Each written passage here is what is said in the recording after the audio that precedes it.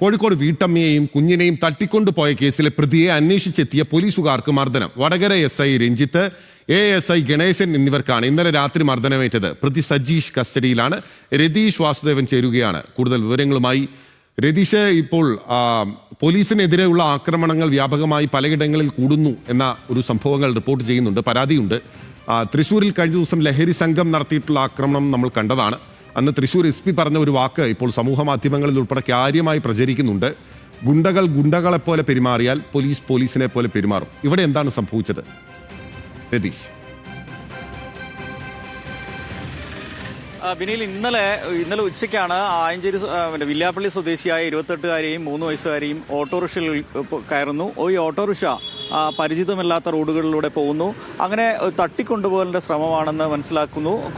യുവതി ബഹളം വെച്ചപ്പോൾ ആയഞ്ചേരിയിൽ യുവതിയെ ഇറക്കിവിടുന്ന സംഭവം ഉണ്ടായി. തുടർന്നാണ് ഇത് പോലീസ് സ്റ്റേഷനിൽ പരാതിയായി വരുന്നത്.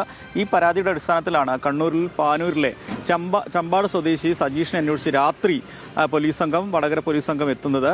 എന്നാൽ അവിടെ എത്തിയപ്പോഴാണ് പോലീസിന് നേരെ SI രഞ്ജിത്ത്, ASI ഗണേശൻ തുടങ്ങിയവർക്ക് എതിരെ വലിയ തരത്തിൽ ആക്രമണവുമായി വരുന്നു.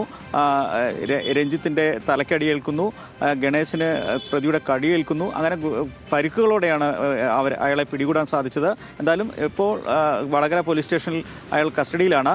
എന്തായാലും പോലീസിനെ ആക്രമിച്ചത് മാത്രമല്ല, മറ്റ് പല കേസുകളും ഈ പ്രതിക്ക് മുൻപും ഉണ്ട്, ഇത്തരത്തിലുള്ള കേസുകളുണ്ട് എന്നാണ് അറിയാൻ കഴിഞ്ഞത്. എന്നാലും ഇപ്പോൾ വടകര പോലീസ് സ്റ്റേഷനിലാണ് പ്രതി ഇപ്പോഴുള്ളത്. ബിനി.